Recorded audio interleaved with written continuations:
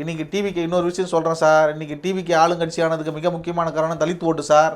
தமிழகத்தில் இருக்கக்கூடிய ஏறக்குறைய 1 கோடி தலித் வாக்குகள், பெரும்பான்மை 70-80% வாக்குகள் இன்றைக்கி டிவிக்கு கட்சிக்கு சென்றிருக்கிறது.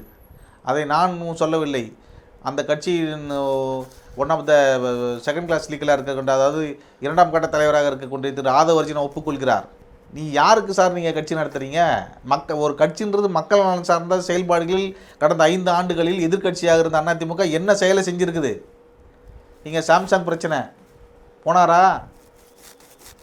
அங்கே குடிக்கிற தண்ணியில் மலத்தை கலங்கினான், போய் நின்னாரா அங்கே எடப்பாடி? இல்லை சார், சென்னையிலே இல்லை சார். அவர் போன இதில் எதிர்க்கட்சியாக தலைவராக இருந்துங்கன்னா அவர் எடப்பாடி போய் சேலத்தில் உட்காந்துக்கிறார் சார். சேலத்தில் உட்காந்தா சார் அரசியல் பண்ண முடியும்? எதிர்த்து ஏதாவது கேட்டிருக்கணும் அவர் சார். ஆளுங்கட்சி எதிர்த்து சென்னையில் இருந்து அரசியல் பண்ணுறது எப்படி இருக்குது? நீங்கள் எடப்பாடி சேலத்தில் போய் உட்காந்துக்கினார் சார் அவர். அப்புறம் எப்படி சார் அவரை ஆளுங்கட்சியாக மக்கள் அமர வைப்பதற்கான வேலையை செய்வாங்க?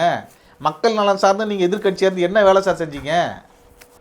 கொங்கு மண்டலம் அதிமுகவினுடைய கோட்டையாக இருக்குது சார். எம்ஜிஆர் காலத்திலும் சரி, அம்மையா ஜெயலலிதா காலத்திலும் சரி. ஏன் கடந்த முறை நீங்களும் அதிமுகவில் கோயம்புத்தூரில் 10 தொகுதியும் ஜெயிச்சிங்களா இல்லையா சார்?